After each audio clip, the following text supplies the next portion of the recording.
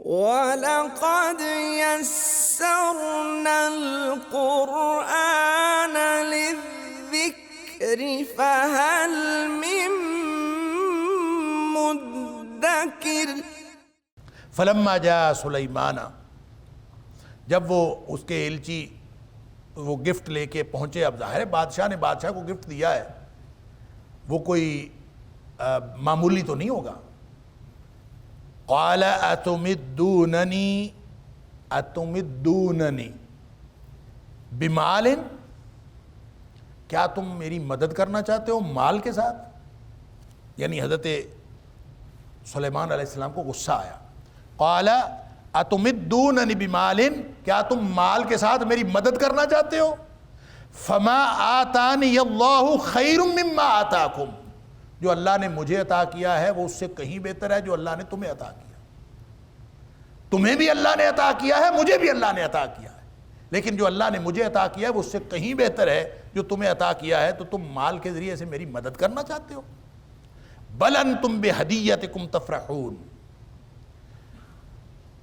بلکہ تم اپنے یہ جو تحفے ہیں، جو ہدیے ہیں، اس کے ساتھ خوش رہو۔ یہ اس کے ترجمہ دو طرح سے ہو سکتا ہے، بلکہ تین طرح سے ہو سکتا ہے۔ ایک تو یہ کہ بل انتم بہدیتکم تفرحون، کہ یہ تحفے واپس لے جاؤ اور اپنے ہدیے کے ساتھ تم ہی خوش رہو۔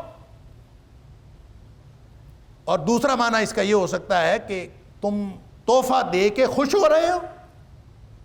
بل انتم بہدیتکم تفرحون، تم مجھے یہ ہدیہ دے کے خوشی منا رہے ہو کہ خوش ہو رہے ہو، کیا آپ نے مجھے یہ تحفہ بھیج دیا؟ اور تیسرا اس کا ترجمہ اس طرح سے ہو سکتا ہے کہ بل انتم بہدیتکم تفرحون، کہ تم اپنے اس ہدیے پر یا اس تحفے پر اترا رہے ہو۔ خوشی منا رہے ہو کا مطلب اترا رہے ہو، یعنی ہم نے تحفہ دیا ہے جی اور بادشاہ کو تحفہ مل گیا ہے جی، تو آپ اترا رہے ہو کیا دیا ہے، کہ یہ اس کی حیثیت ہی کیا ہے، اور تم سمجھ رہے ہو کہ ہم نے کوئی بہت بڑا صاحب حیثیت کام کیا ہے۔ یہ کوئی حیثیت والا کام نہیں۔ ارجع الیہم، واپس لے جاؤ ان کی طرف، واپس لوٹا دیا۔ غصہ بھی آیا۔ فلناتینہم بجنود لا قبل لہم بہا، اللہ اکبر، ہم لشکر لے کے آئیں گے۔ ان کو ساتھ صرف تحفے واپس ہی نہیں کیے بلکہ ساتھ پیغام بھی دے دیا کہ ہم اب ایک لشکر لے کے آ رہے ہیں، چڑھائی کر رہے ہیں۔ فلناتینہم، اب آئیں گے ہم ان کے پاس، بجنود، لشکروں کے ساتھ، لا قبل لہم بہا، جس کا مقابلہ کرنے کی ان کے پاس طاقت نہیں ہوگی۔ ایسا لشکر ہم لے کے آئیں گے، اب گویا چڑھائی ہوگی۔ وَلَنُخْرِجَنَّهُم مِّنْهَا أَذِلَّةً وَهُمْ صَاغِرُونَ، اور ہم ان کو اس میں سے، اس بستی میں سے نکال دیں گے ذلیل و خوار کر کے۔ وَلَنُخْرِجَنَّهُم مِّنْهَا، اور ہم نکال دیں گے ان کو اس سے، اس بستی سے یا اس جگہ سے یا اس سرزمین سے، أَذِلَّةً، ذلیل و خوار کر کے، وَهُمْ صَاغِرُونَ، اور وہ پست ہوں گے، حقیر ہوں گے، ذلیل ہوں گے، رسوا ہوں گے۔ اللہ، رسوائی کی حالت میں ذلیل و رسوا کر کے ہم وہاں سے نکال دیں۔ اب یہ ذلت بھی ہے، رسوائی بھی ہے، دو طرح سے یہ دو الفاظ استعمال ہوئے، اذلۃ و صاغرون۔ مفسرین نے لکھا ہے کہ اذلہ تو اس طرح سے کہ ان کی بادشاہت پر، ان کی سلطنت پر قبضہ ہو جائے گا اور ان کو وہاں سے نکال باہر کیا جائے گا، یہ ہے ان کی ذلالت اور ان کی ذلت، اور جب ان کے گرفتار کیے جائیں گے تو وہ ہے ان کی خاری، اور ہم صاغرون، گرفتار کیا جائے گا تو وہ اور زیادہ حقیر ہو جائیں گے۔ تو لہٰذا گرفتاریاں بھی ہوں گی، تمہاری بادشاہت پر قبضہ بھی ہوگا، اور یہ سارا کچھ ہم کر لیں گے، اور ہمارے لشکر کا مقابلہ کرنے کی تمہارے پاس کوئی طاقت نہیں۔ قال یا ایھا الملأ ایکم یاتینی بعرشھا، اب یہ آگے پھر کلام محذوف ہے، یہاں پہ کہانی جو ہے وہ خود ہی مکمل کرنی پڑتی ہے۔ جو مفسرین نے کچھ بنی اسرائیلی تاریخ سے اس کو مکمل کرنے کی کوشش کی ہے، لیکن کچھ باتیں جو ہیں وہ قرآن کے اسلوب سے سمجھ آ رہی ہیں، کہ ظاہر ہے وہ جب حضرت سلیمان علیہ السلام کا یہ غصے والا پیغام ان کی طرف گیا تو وہ فوراً ہی تیار ہو گئے کہ جناب جو پہلے کہا تھا نا واتونی مسلمین، خط میں جو لکھا تھا کہ میرے پاس آ جاؤ فرمانبردار بن کے، تو اب جب غصے والا خط گیا تو انہوں نے کہا چلیں جی ہم چلتے ہیں فرمانبردار بن کے ہم پہنچتے ہیں. تو انہوں نے آنے کا پروگرام بنا لیا اور وہ چل پڑے وہاں سے، اور چل پڑے اور راستے میں تھے، پہنچنے والے تھے یا پہنچا ہی چاہتے تھے. قال یا ایھا الملأ، تو حضرت سلیمان علیہ السلام نے اپنے سرداروں سے کہا کہ ایکم یاتینی بعرشھا، کہ تم میں سے کون ہے جو اس کا عرش میرے پاس لے آئے. قبل ان یاتونی مسلمین، وہ جو فرمانبردار ہو کے تابع فرمان ہو کے پہنچنا چاہتے ہیں ان کے پہنچنے سے پہلے کون ہے جو عرش لے کے آئے. اب وہ ظاہر ہے راستے میں تھے اور وہ کسی بھی وقت پہنچا چاہتے تھے. تو حضرت سلیمان علیہ السلام نے اس خواہش کا اظہار کر دیا کہ کون ہے جو اس کا عرش جو ہے، جس کو ہدہد نے کہا تھا عرش عظیم ہے، بہت بڑا تخت ہے، تو وہ اس کو اٹھا کے میرے پاس لے آئے. قال عفریت من الجن، تو ایک جو جنوں میں سے ایک نہایت طاقتور جو جن ہے، عفریت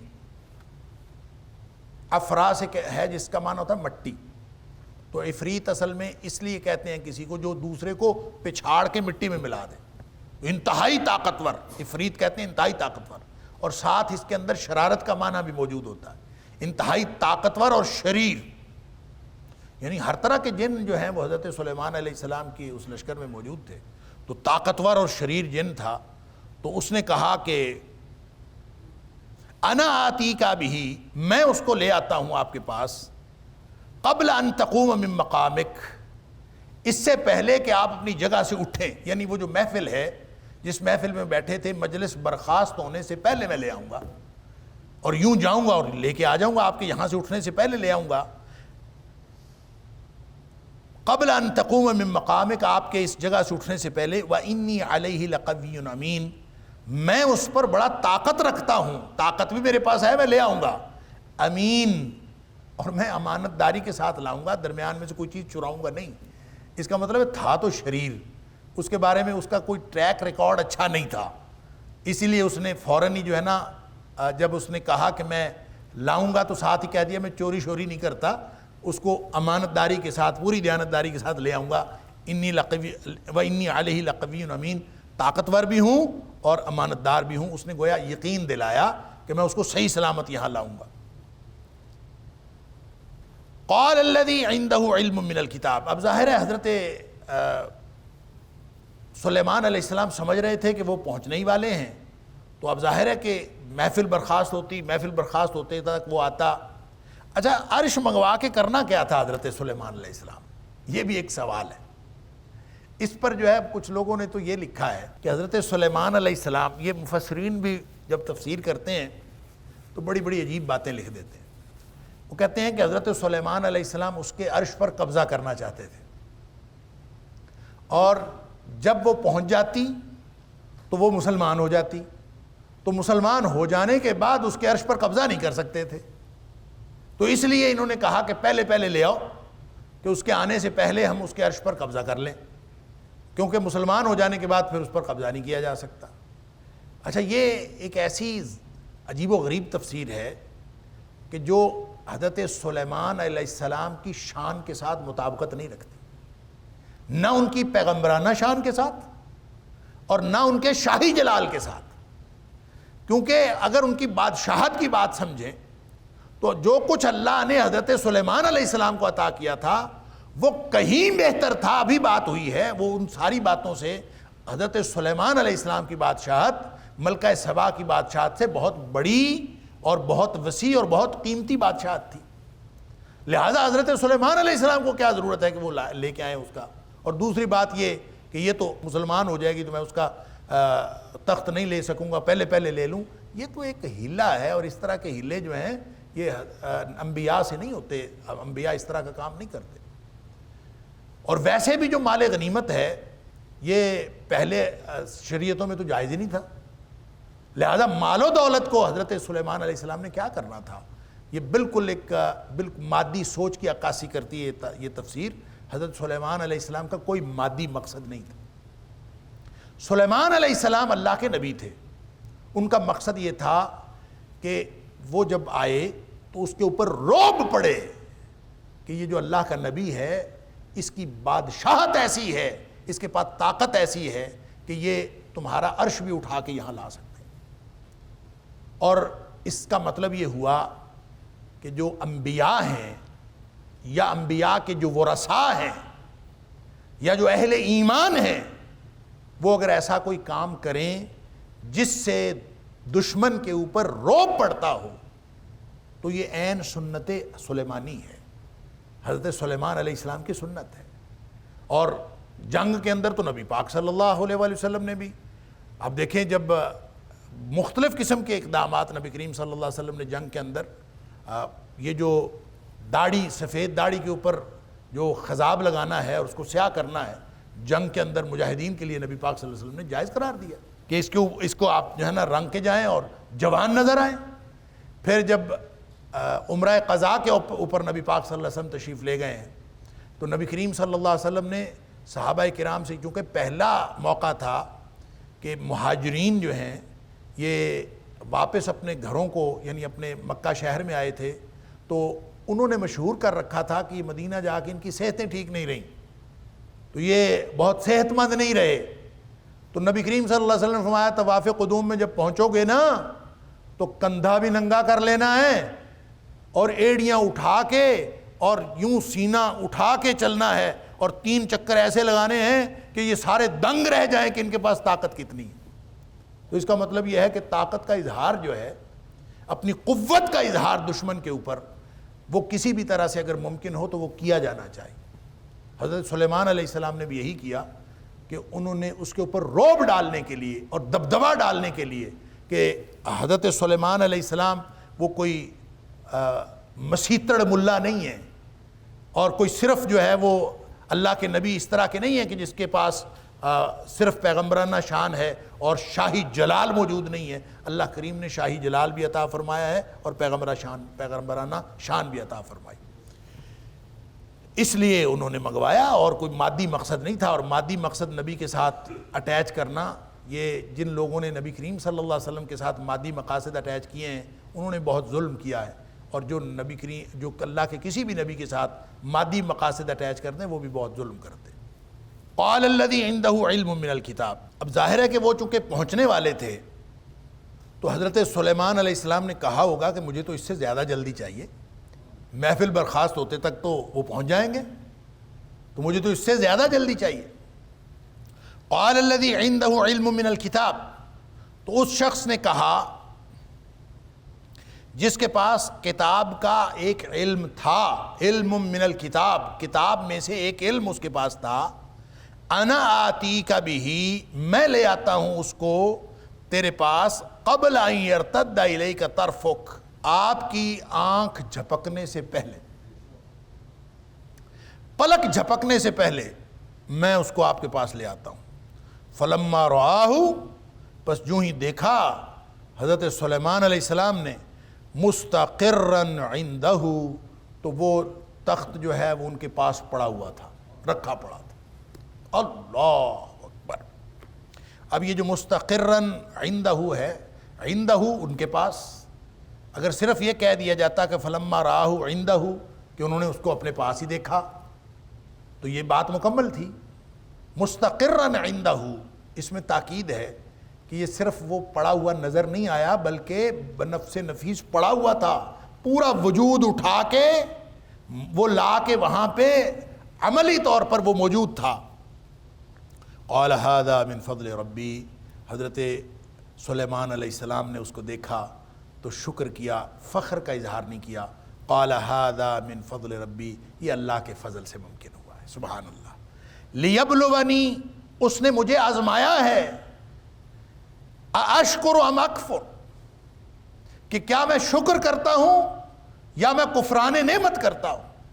اللہ تعالیٰ کی طرف سے ہر لمحے آزمائش ہو رہی ہوتی ہے کہ بندہ شکر کرنے والا ہے۔ انا ہدیناہ السبیل اما شاکرا و اما کفورا، ہر لمحے اللہ تعالیٰ امتحان کر رہا ہوتا ہے، اور ہمارا امتحان ہر قدم پہ ہو رہا ہوتا ہے کہ ہم شکر کرنے والے ہیں کہ کفر کرنے والے۔ ومن شکر فانما یشکر لنفسہ، اور جو کوئی شکر کرے تو وہ اپنے آپ کے لیے ہی شکر کرتا ہے، اس کا فائدہ اس کو اپنے آپ کو ہی ہوتا ہے ومن کفر، اور جو کوئی کفران نعمت کرے یا کفر کرے، فإن ربی غنی کریم، پس میرا رب جو ہے وہ بے نیاز ہے اور بہت عزتوں والا ہے۔ سبحان اللہ، اللہ کو کوئی فرق نہیں پڑتا۔ اب یہاں پہ یہ وہ مقام ہے قرآن کا جو مشکلات القرآن میں سے آپ کو سمجھنا چاہیے، کہ جس کی تفسیر میں زبردست اختلاف، کہ یہ وہ کون تھا جس کے پاس کتاب کا علم تھا اور وہ پلک جھپکنے سے پہلے لے آیا۔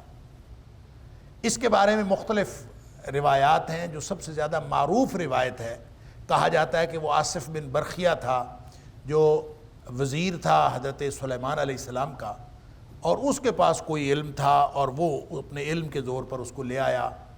بعض نے لکھا ہے کہ وہ اس طرح کا علم تھا جس طرح سے ہاروت اور ماروت دو بھیجے گئے تھے بنی اسرائیل کے اندر، اور وہ جادو سکھانے کے لیے، تو اس طرح کا کوئی علم اس نے سیکھا ہوا تھا، علم من الکتاب۔ لیکن وہ اگر علم ہو تو وہ من الکتاب تو نہیں ہو سکتا، اگر جادو کا علم اس کے پاس ہو تو من الکتاب تو نہیں ہے۔ تو کتاب اگر حضرت سلیمان علیہ السلام کے دور میں ہم دیکھیں تو وہ یا وہ زبور ہے اور یا وہ تورات ہے۔ تورات یا زبور میں سے اس وقت موجود کتاب جو تھی، تو اسی میں سے کوئی علم ہوگا ان کے پاس۔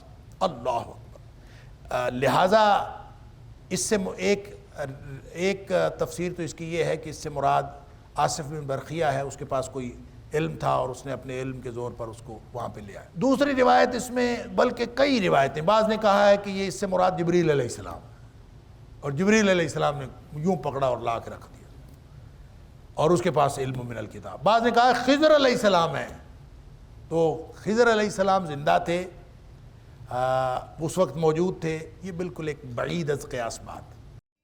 وَلَقَدْ يَسَّرْنَا الْقُرْآنَ لِلذِّكْرِ فَهَلْ مِن مُدَّكِرٍ وَلَقَدْ يَسَّرْنَا الْقُرْآنَ لِلذِّكْرِ فَهَلْ مِن مُدَّكِرٍ۔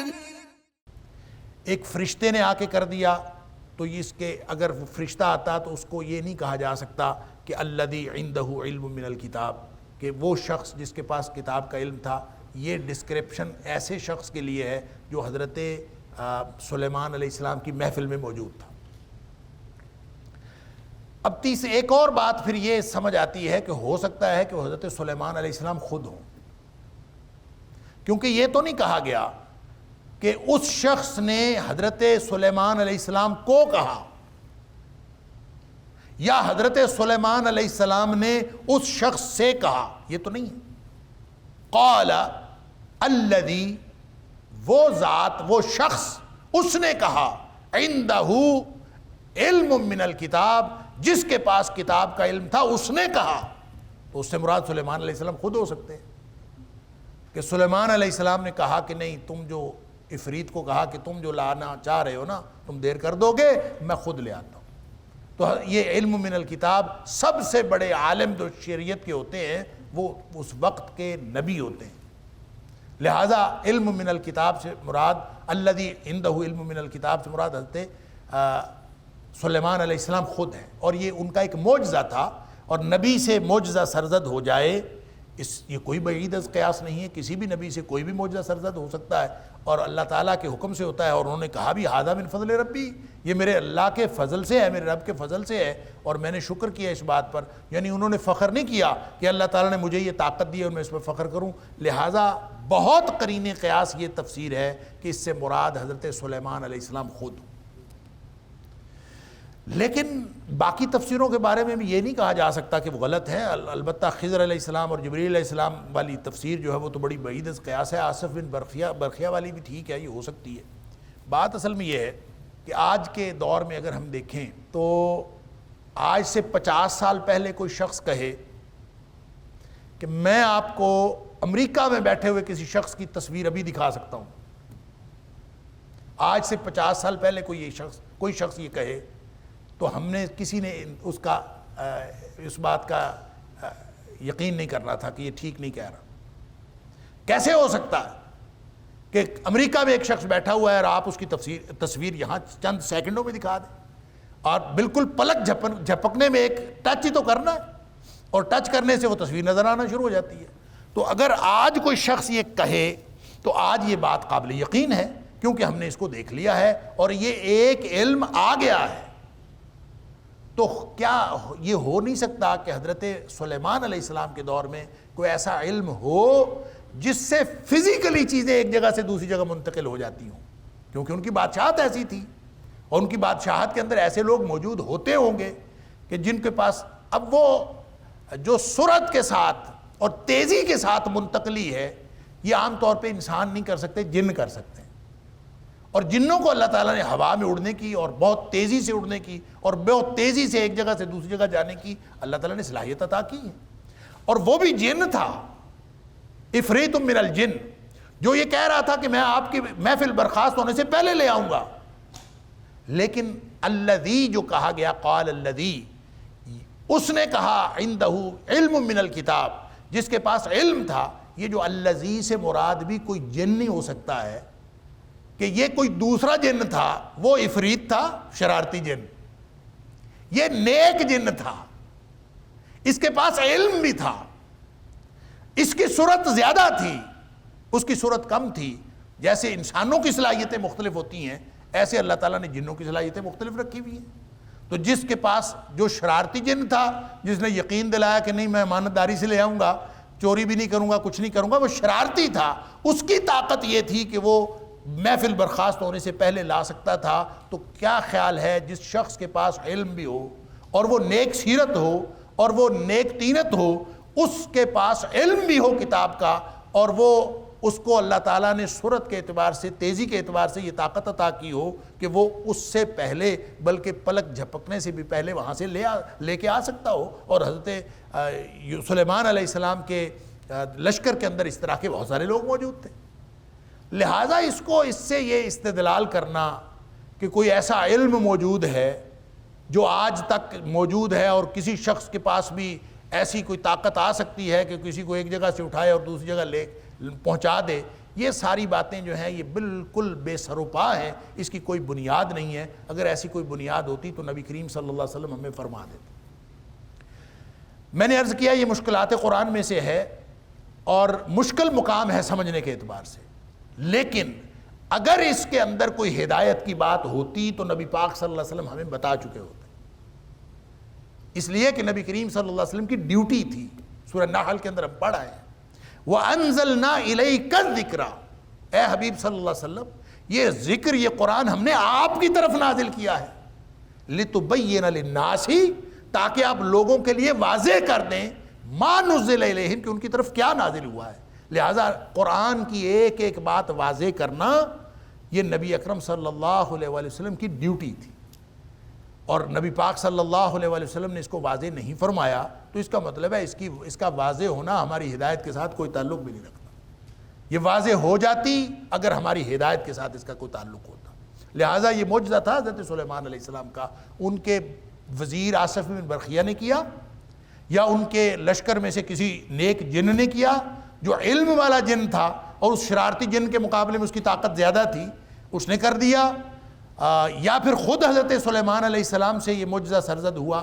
جس نے بھی کیا تھا یہ معجزہ حضرت سلیمان علیہ السلام، اور معجزہ جو ہے وہ کسی کے لیے دلیل نہیں بنتا، اور جتنے بھی انبیاء کو معجزے عطا ہوئے ہیں وہ کسی کے لیے بھی دلیل نہیں بنتے۔ طبی قوانین اور ہوتے ہیں، اور طبی قوانین کو ختم کر کے روک کے جو اللہ تعالیٰ کی طرف سے جو کچھ عطا ہوتا ہے کسی نبی کو وہ معجزہ ہوتا ہے، اور یہ حضرت سلیمان علیہ السلام کا معجزہ تھا۔ اسی لیے انہوں نے فوراً کہا قال ھذا من فضل ربی، یہ میرے رب کے فضل سے ہے، اور اللہ نے مجھے آزمایا ہے کہ میں یہ طاقت حاصل کر کے، اتنی بڑی طاقت حاصل کر کے، میں اشکر ام اکفر، اللہ نے آزمائش کی ہے میری کہ کیا میں اللہ کا شکر ادا کرتا ہوں یا پھر میں کفران نعمت کرتا ہوں۔ کفران نعمت یہ ہوتی ہے کہ آپ انکار کریں، ایک تو اس بات کا انکار کریں کہ اللہ کی طرف سے عطا ہوئی ہے، یہ بھی انکار ہے، یہ بھی انکار ہے کہ آپ اس نعمت کا استعمال غلط کریں، یہ بھی انکار ہے۔ کفران نعمت، شکران نعمت یہ ہوتا ہے کہ آپ اس نعمت کو اس مقصد کے لیے استعمال کریں جس مقصد کے لیے اللہ تعالیٰ نے وہ عطا کی ہے. اور کفران نعمت یہ ہوتی ہے کہ آپ اس نعمت کو اس مقصد کے لیے استعمال کریں جو آپ کی خواہش نفس ہے اور اللہ اور اس کے رسول صلی اللہ علیہ وسلم کا حکم نہیں. لہٰذا یہ جو دو راستے بتائے ہیں، انا ہدیناہ السبیل اما شاکرا و اما کفورا، ہر شخص ہر وقت آزمایا جا رہا ہے کہ اللہ تعالیٰ نے جو نعمتیں دی ہیں ان کے بارے میں ہم شکرانے نعمت کر رہے ہیں یا کفران نعمت کر رہے ہیں. اللہ اکبر. ومن شکر فانما یشکر لنفسہ، جس نے شکر کر لیا وہ شکر کا فائدہ ہر شخص کو اپنے آپ کو ہوتا. اور یہ قانون اللہ کریم نے بتا دیا، لئن شکرتم لازیدنکم، تم شکر کرتے جاؤ ہم مزید عطا کرتے جائیں گے. اللہ کا قانون ہے، سبحان اللہ. لہٰذا شکر جو ہے، ایک تو شکر ہوتا ہے عملی شکر کہ آپ جو نعمت عطا ہوئی ہے اس کو اسی مقصد کے لیے استعمال کریں جس مقصد کے لیے وہ عطا ہوئی ہے، یہ اس کا شکر ہے. اور دوسرا قولی شکر ہے. قولی شکر میں آپ زبان سے کہہ دیں اللہ تیرا شکر ہے، یہ بھی شکر ہے. آپ شکر کا کوئی کلمہ پڑھ دیں تو شکر ہے. امام قرطبی علیہ الرحمہ نے لکھا ہے نا کہ اللہ کی نعمتیں اتنی بے شمار ہیں کہ ہم ان کا شکر ادا کر ہی نہیں سکتے، جس کو گنا نہیں جا سکتا. قرآن کہتا ہے وَإِن تَعُدُّوا نِعْمَةَ اللَّهِ لَا تُحْصُوهَا، تم اللہ کے انعامات کو گننا شروع کر دو تم کبھی گن نہیں سکتے. تو جن نعمتوں کو گنا نہیں جا سکتا، اللہ اکبر، ان کا شکر کیسے ادا ہو سکتا ہے. لیکن امام قرطبی یہ فرماتے ہیں کہ اگر ساری دنیا کی نعمتیں ایک لقمہ بن جائیں، وہ نعمتیں جن کو ہم گن نہیں سکتے، وہ ساری ایک لقمہ بن جائیں اور ایک لقمہ انسان اپنے حلق میں ڈال کے، اپنے منہ میں ڈال کے حلق سے نیچے اتار لے، تو ایک کلمہ اللہ نے ایسا بنایا ہے کہ اگر وہ کلمہ کہہ دے تو شکر ادا ہو جاتا ہے. اور وہ کلمہ کیا ہے؟ الحمدللہ. نبی پاک صلی اللہ علیہ وسلم نے فرمایا وَأَفْضَلُ الدُّعَاءِ الحمدللہ، یہ بہترین کلمہ شکر بھی ہے اور یہ بہترین دعا بھی ہے الحمدللہ کہنا. کلمہ شکر بھی ہے، دعا بھی ہے. کیسے؟ اسی قانون کے تحت جو اللہ تعالیٰ نے سورہ ابراہیم کے اندر فرمایا لَإِن شَكَرْتُمْ لَأَزِيدَنَّكُمْ، تم شکر کرو گے ہم تمہیں مزید عطا کر دیں گے. تو اس کا مطلب ہے شکر دعا بھی ہوئی نا. اس لیے حضرت سلیمان علیہ السلام فرما رہے ہیں وَمَن شَكَرَ فَإِنَّمَا يَشْكُرُ لِنَفْسِهِ، جو شکر کرتا ہے اس کا فائدہ اس کو اپنے آپ کو ہوتا ہے، اللہ تعالیٰ اس کو مزید عطا کر دیتا ہے. اللہ اکبر. اور ظاہر ہے کوئی بھی نیک عمل انسان کرتا ہے تو اس کو اپنے آپ کو ہی فائدہ ہوتا ہے. اگر انسان نیک عمل نہیں کرتا تو اس برائی کا نقصان جو ہے وہ بھی اپنے اوپر ہی ہوتا ہے. وگرنہ من عامل صالحا فلنفسہ، اللہ تعالیٰ نے سورہ حامیم سجدہ کے اندر فرمایا کہ جس نے نیک عمل کیا فلنفسہ، اس کو اپنے آپ کو ہی فائدہ ہوگا. کوئی اللہ کو تھوڑی فائدہ ہے، ہمیں فائدہ ہے. من عامل صالحا، جس نے عمل نیک کیا فلنفسہ، ومن اساء، اور جس نے برا کام کیا فعلیہا، اس کا وبال بھی تو اسی کے اوپر پڑے گا. وَلَقَدْ يَسَّرْنَا الْقُرْآنَ لِلذِّكْرِ فَهَلْ مِن مُدَّكِرٍ وَلَقَدْ يَسَّرْنَا الْقُرْآنَ لِلذِّكْرِ فَهَلْ مِن مُدَّكِرٍ. اللہ تعالیٰ کو تو تمہارے نیکی کا کوئی فائدہ نہیں، اللہ تعالیٰ کو تمہاری برائی کی کوئی پرواہ نہیں. اللہ اکبر.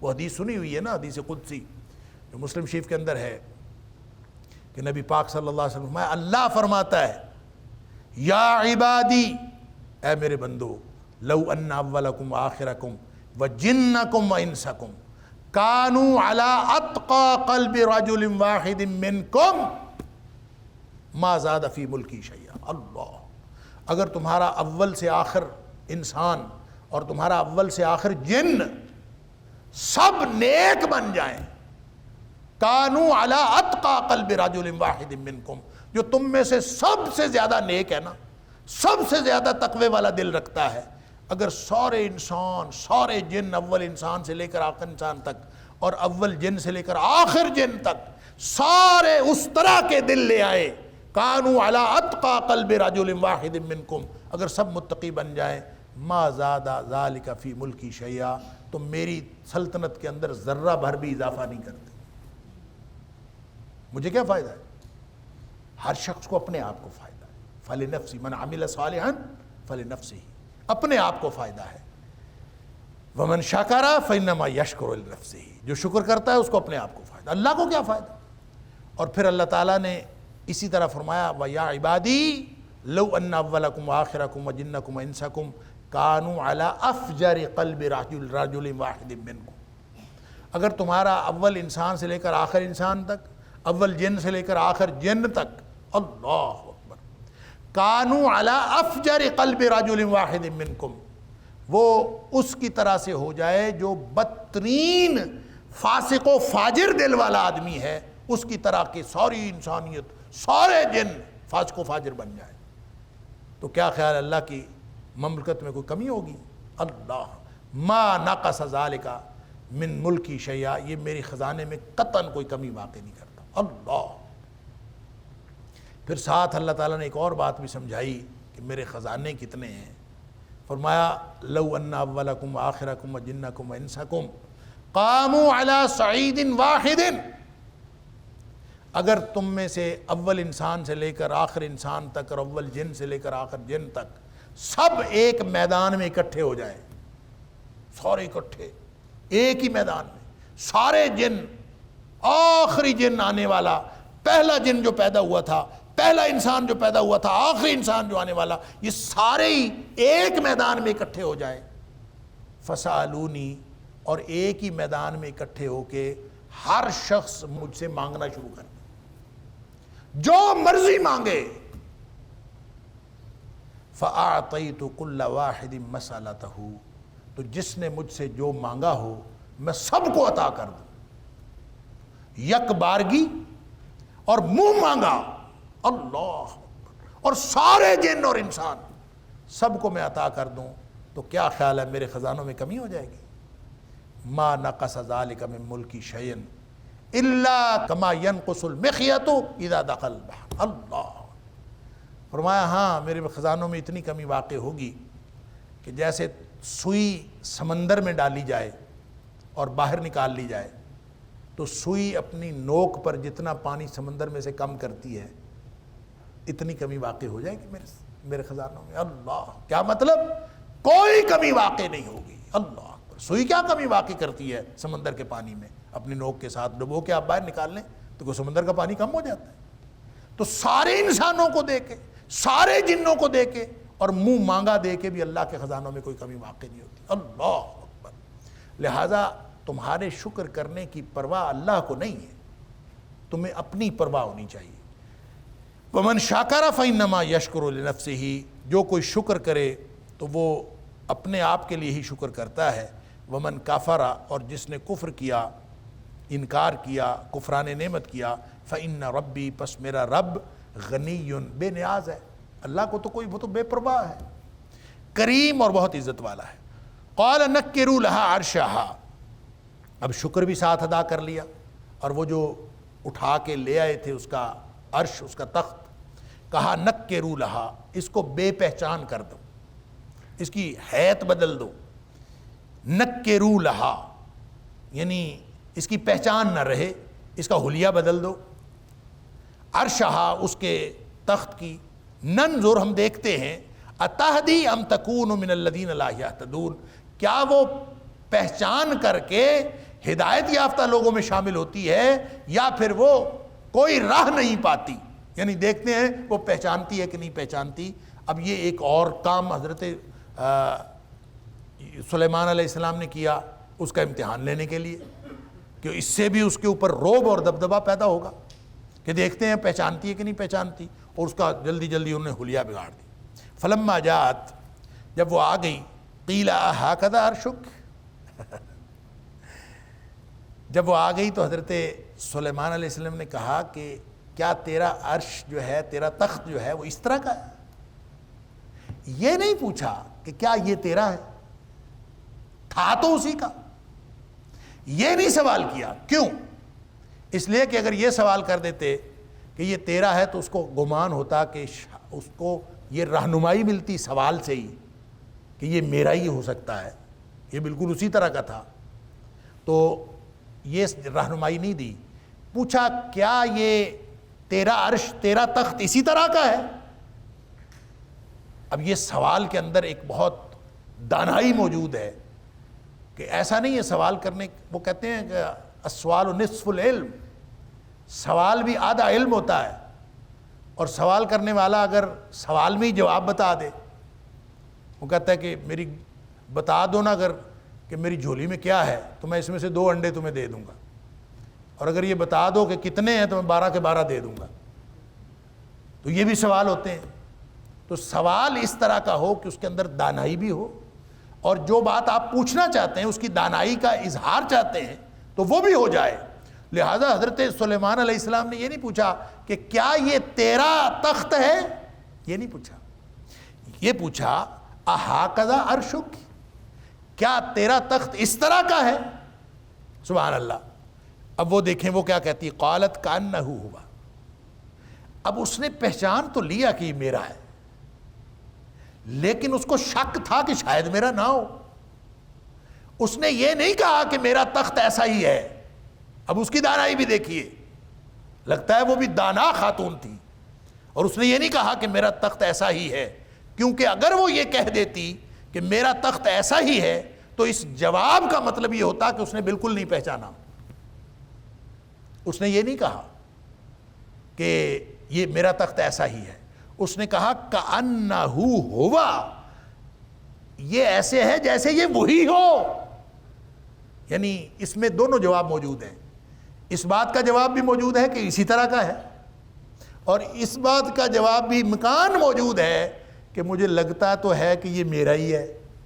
کأنہ ہوا، ایسے لگتا ہے کہ یہ وہی ہو، اس قدر مشابہت ہے کہ یہ لگتا ہے وہی ہو۔ اب اس نے اس میں گنجائش رکھی، امکان رکھا کہ شاید وہ نہ ہو، لیکن اس نے اپنی دانائی کے ساتھ اس جواب کے اندر بھی دانائی موجود ہے۔ اس لیے میں ہم اپنے طلباء کو کہا کرتا ہوں کہ جواب جو ہے نا سوال کا، وہ آپ کو اگلے جو پوچھنے والا ہے، سوال پوچھنے والا، اس کو اگلے سوال کی طرف رہنمائی آپ کا جواب کرتا ہے۔ جواب اس قدر انٹیلیجنٹ ہونا چاہیے کہ آپ جو اگلا سوال چاہتے ہیں نا کہ آپ کا انٹرویو کرنے والا، جو آپ کو پوچھنے والا سوال اگلا یہ پوچھے، تو آپ اپنے جواب کے اندر اس کو ہنٹ چھوڑ دیں تو اس کو اگلا سوال وہی پوچھنا پڑے جو آپ چاہ رہے ہیں۔ لہٰذا بڑے بڑے انٹیلیجنٹ انٹرویو کرنے والے ایسے موجود ہوتے ہیں جو اپنے جواب سے انٹرویو کرنے والوں کو اس فیلڈ میں لے آتے ہیں جس فیلڈ میں ان کو تیاری ہوتی۔ اللہ اکبر۔ بہرحال اب دیکھیں سوال کی دانائی بھی اور جواب کی دانائی بھی دونوں اس کے اندر موجود۔ انہوں نے پوچھا کہ کیا ایسا ہے، یہ نہیں پوچھا کہ کیا یہ تیرا تخت ہے، کیا ایسا ہے، تو جواب کیا آیا، کانہ ہوا، مجھے تو لگتا ہے یہ وہی ہے۔ وہ تو یہ یعنی اس طرح یہ وہی ویسا ہے کہ یہ مجھے وہی لگتا ہے۔ وَأُوتِينَا الْعِلْمَ مِنْ قَبْلِهَا، پھر وہ کہتی ہے کہ ہمیں تو پہلے ہی بتا دیا گیا تھا کہ آپ کے پاس بڑی زبردست بادشاہت ہے۔ وَأُوتِينَا الْعِلْمَ مِنْ قَبْلِهَا، اس سے پہلے ہی ہمیں پتہ ہے۔ یعنی اب وہ جو مرعوبیت کے اندر مبتلا ہو رہی ہے تو وہ یہ بتا رہی ہے کہ یہ مرعوبیت اب اچانک نہیں ہو رہی، ہم تو وہاں بیٹھے ہی سمجھ گئے تھے کہ آپ کو اللہ تعالیٰ نے بہت بڑی سلطنت عطا کی ہے۔ وہ رعب اور دبدبہ جو حضرت سلیمان علیہ السلام اس کے اوپر ڈالنا چاہتے تھے، اس کا وہ اعتراف کر رہی ہے کہ وہ صرف یہاں آ کے ہی وہ مرعوبیت نہیں بڑھی، بلکہ ہمیں اس سے پہلے ہی پتہ چل گیا تھا۔ وَأُوتِينَا الْعِلْمَ مِنْ قَبْلِهَا، اس سے پہلے ہی ہمیں علم عطا ہو گیا تھا، ہمیں معلومات مل گئی تھیں کہ آپ کو اللہ تعالیٰ نے ایسی بادشاہت عطا کی ہے جو کسی اور کو عطا نہیں کی۔ گویا اس میں بھی اس نے یہ اظہار کر دیا کہ لگتا ہے کہ وہی تخت یہاں آ گیا ہے۔ آپ کی جو طاقت ہے، آپ کی جو بادشاہت ہے، اس کا ہمیں اندازہ پہلے سے ہے، لہٰذا یہ ہے تو اسی جیسا، تو ہو سکتا ہے یہ آپ نے وہی منگوا لیا ہو، یہ اس نے امکان کا اظہار کر دیا۔ وَكُنَّا مُسْلِمِينَ، اور جب ہمیں اطلاع ملی تھی نا کہ آپ کی بادشاہت اتنی ہے، ہم اسی وقت مان بھی گئے تھے کہ واقعی آپ کی بادشاہت کی بڑی طاقت۔ وَصَدَّهَا مَا كَانَتْ تَعْبُدُ مِن دُونِ اللَّهِ إِنَّهَا كَانَتْ مِن قَوْمٍ كَافِرِينَ۔ اب اس آیت کا ترجمہ بھی دو طرح سے ہو سکتا ہے۔ پہلا ترجمہ سن لیجئے، وَصَدَّهَا، جو اکثر مفسرین نے کیا ہے، وَصَدَّهَا مَا كَانَتْ تَعْبُدُ مِن دُونِ اللَّهِ، اس کو روکے رکھا، وَصَدَّهَا، اس کو روکے رکھا، ما، اس چیز نے جو کانت تعبد من دون اللہ، جو وہ اللہ کے علاوہ جس کی پرستش کرتے تھے، اس چیز نے اس کو روکے رکھا۔ ابھی تک وہ ہدایت یافتہ نہیں ہوئی، وہ رکی ہوئی تھی اپنے اس سابقہ جو اس کا عبادت کا طریقہ کار تھا۔ یہ جس کی عبادت کرتے تھے، کس کی عبادت کرتے تھے؟ سورج کی۔ تو اس کا مطلب یہ ہوگا کہ سورج جس کی وہ پرستش کرتے تھے، اس نے روکا ہوا تھا اس کو، ابھی تک وہ سورج کو بڑا سمجھ رہے تھے۔ دوسرا اس کا معنی یہ ہو سکتا ہے، ترجمہ یہ ہو سکتا ہے کہ ما مصدری ہو، ما مصدری ہوگا تو اس کا مطلب یہ ہوگا کہ وہ جو بندگی جس کی کرتے تھے، اس بندگی نے روکا ہوا تھا، ابھی تک ہدایت یافتہ نہیں ہو سکی۔ انہا کانت من قوم کافرین، یہ اس سے پہلے کافروں کی قوم میں سے تھی۔ لہٰذا دونوں طرح ترجمہ کریں گے تو اس کا پہلا ترجمہ یہ ہوگا کہ اس کو، اس کی جو عبادت کا، جو غیر اللہ کی پوجا تھی، اس نے ابھی تک روکا ہوا تھا ہدایت سے، اس لیے کہ وہ کافروں کی قوم میں سے تھی۔ تو آخر پہ جا کے جب اگلی بات، اگلی مربوبیت کی بات دیکھی تو پھر وہ ہدایت یافتہ ہوئی، ابھی تک وہ ہدایت یافتہ نہیں ہوئی بلکہ رکی ہوئی تھی۔ اور دوسرا ترجمہ یہ ہوگا کہ حضرت سلیمان علیہ السلام نے اس کو روک دیا اور ابھی وہ مان گئی۔ اور ان دونوں باتوں میں صرف اتنا ہی فرق ہے کہ اگلی آیت میں جب اس نے وہ شیشہ دیکھا اور وہ شیشے کو تالاب سمجھا، تو اس کے بعد تو اس نے اعلان کر دیا وَأَسْلَمْتُ مَعَ سُلَيْمَانَ، کہ میں تو اسلام لے آئی۔ تو اب فرق اتنا ہے کہ کیا اسی سٹیپ پہ وہ مسلمان ہو گئی تھی یا اگلے سٹیپ پہ مسلمان ہوئی۔ لہٰذا جب آپ پہلی نوعیت کا ترجمہ کریں گے تو اس کا مطلب یہ ہوگا کہ اس سٹیپ پہ مسلمان نہیں ہوئی، وہ اگلے سٹیپ پہ مسلمان ہوئی۔ اور اگر آپ دوسری نوعیت کا ترجمہ کریں گے تو اس کا مطلب یہ ہوگا کہ اسی موقع پر ہی وہ مسلمان ہو گئی تھی اور اعلان اس کا اگلے مرحلے پر ہوا۔ اللہ تعالیٰ مجھے اور آپ کو، ہم سب کو قرآن سمجھنے اور عمل کرنے کی توفیق عطا فرمائے۔ وآخر دعوانا الحمدللہ رب العالمین۔ إن هذا القرآن يهدي للتي هي أقوم ويبشر المؤمنين الذين يعملون الصالحات أن لهم أجرا كبيرا۔